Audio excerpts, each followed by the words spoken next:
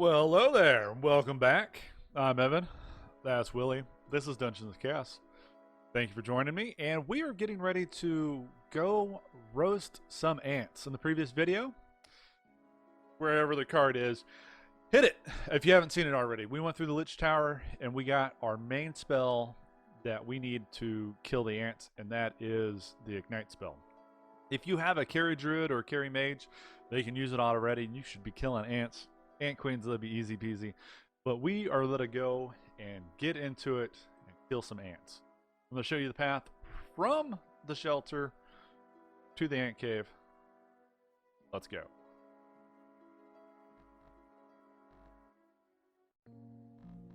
All right, once we leave this, we're going to go to the west and then head north around the mountainside through the swamp. You guys have explored, you're going to see the ants anyways. They pop out and they swarm. There's a lot of ants that you can kill here. Now I'm going to let you guys down in the comments tell me, what do you think their weakness is? I can give you a guess. It starts with F. Fire. Yeah. We're just going to roast them ants. So, they're aggressive. They spit poison. Armored, weakness. I mean, come on, guys. They're ants. We're just going to burn them. We're going to move our automatic spell over to Ignite. And just roast them. For everybody on auto. Lovely! You gotta love the smell of burning ants. Okay. Ants are decent for experience at a lower level. You can burn them fairly easily. Go ahead and get light here. Getting dark. And there's the full strength and weaknesses. Again, fire. Also, they don't evade. So they'll just stand there and hit. They can't dodge. But we'll take them on. Easy peasy. Alright, now if we go into the ant colony here, we enter a tediously carved out structure following no particular pattern. It cannot help but think that everything here is part of an ever-developing organism, timeless, surviving every peril thrown at it over millions of years. This place is huge. I always call it massive. Now, there are a lot of skeleton stashes. And with how big this is, honestly, this video would drag out to probably 30, 40 minutes. You guys don't want to see that. So what I'm going to do, I'm going to get all this revealed. I'm going to stitch together a big map so you guys can take a look at that and download that if you need to. But I'm going to run through this, get to the Ant Queen, because that's our main thing. That's an achievement we're going to get with the Ant Queen defeating her. So we're going to get down there to her. Join me in a couple minutes.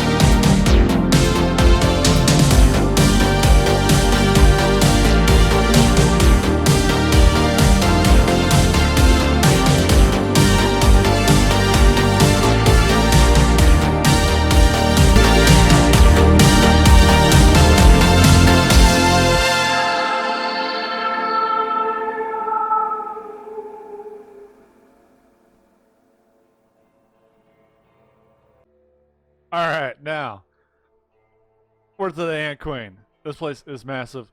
I can show you that here. Look at this. Explored everything. I just came directly down, so I'll show you the path I took.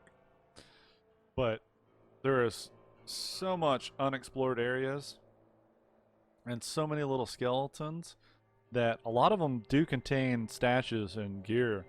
Uh, it would not surprise me if you guys go through this. I've seen it before, like 150, 200 items just through the ant colony and exploring and getting everything.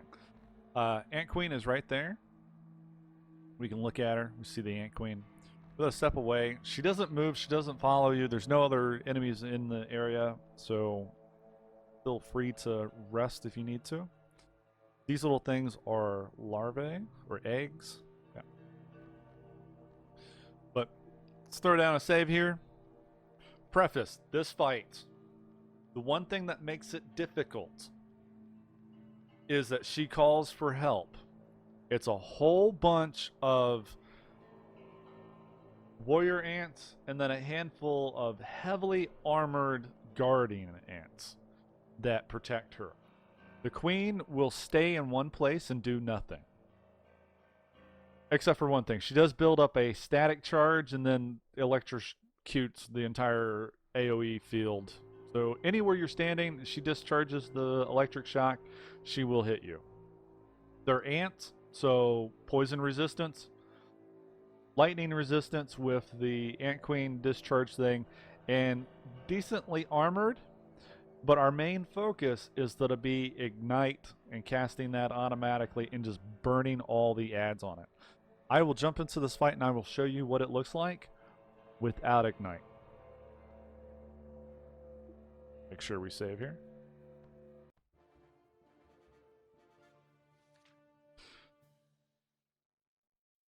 We're just going to make them passive. And if we open the fight up, so she's not armored. She calls for minions. The elemental powers is what I was talking about, those little question marks. She just, I haven't seen any additional elements because I kill her quite fast, but I think she only does the electric shock. She'll build up a static charge and then just shock everything. Ant guards, they're the same thing. Fire. Fire's their weakness. But let's jump into it. That's the big thing. See all these additional warrior ants? They're right. They already have our mage and our cleric flanked. They're going to die. And we're not going to be able to move fast enough because there's so many of them. We're not going to have our turns quite fast enough to actually get them. If you notice, our mage is almost dead. One more hit and he will be dead. So that's the thing to be mindful of. Once you start losing these guys, it goes down pretty easily.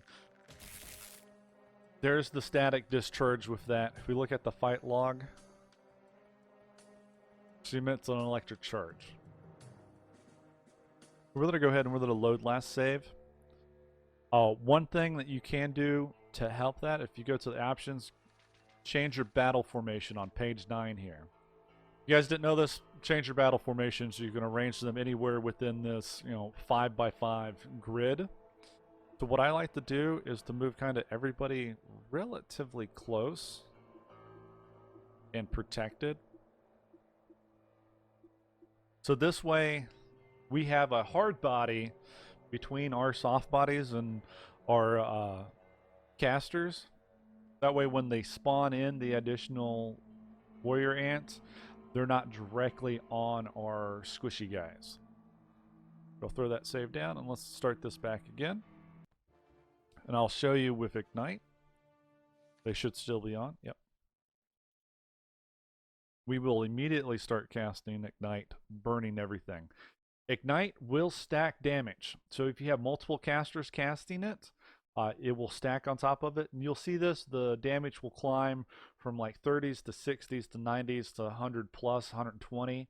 It's because we have 2 or 3 different stacks of it, and it burns every turn. So there's the first stack. Saw a couple of 17s and 20s. We'll let it go ahead and use Nature's Ally. Doesn't look like we got a wolf. But now almost all of the warrior ants are gone. Let's see if we get a wolf here. We did get one wolf from our ranger here. All the other ants are burned off. Now it's just the queen, and we're just gonna make a mad dash over to her and kill her. You see the fire damage going up? This is what I'm talking about with the ignite. It doesn't log the damage. It says it's just igniting all foes, but it's stacked. 60, 90, 120. It hit 200 with it. 400 on that damage. It just says, there we go.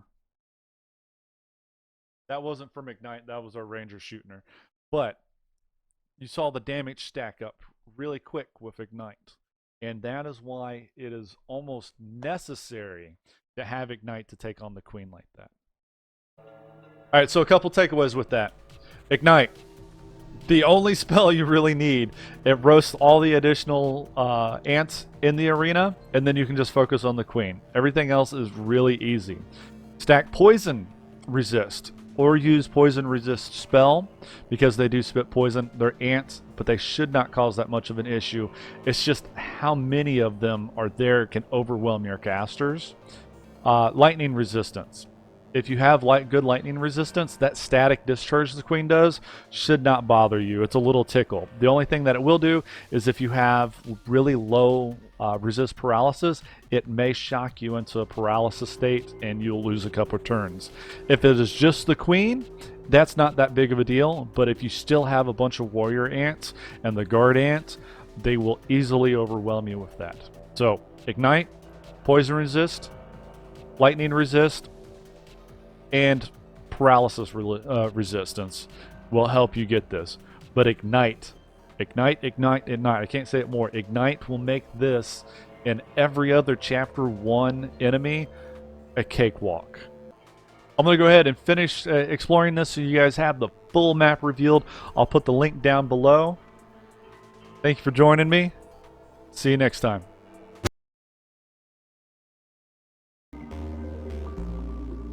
Alright, here is what the spider lair,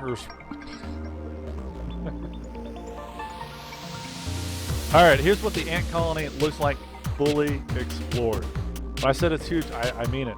Here's the entrance.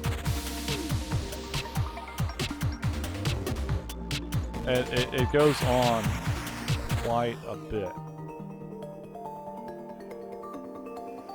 It is massive.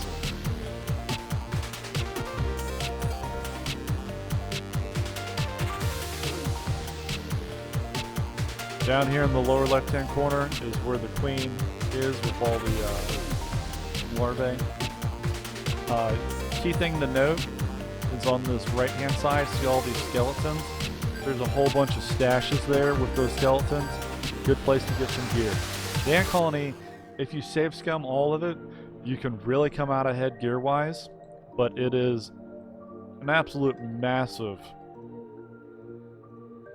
complex of tunnels with this ant colony, and it's fabulous.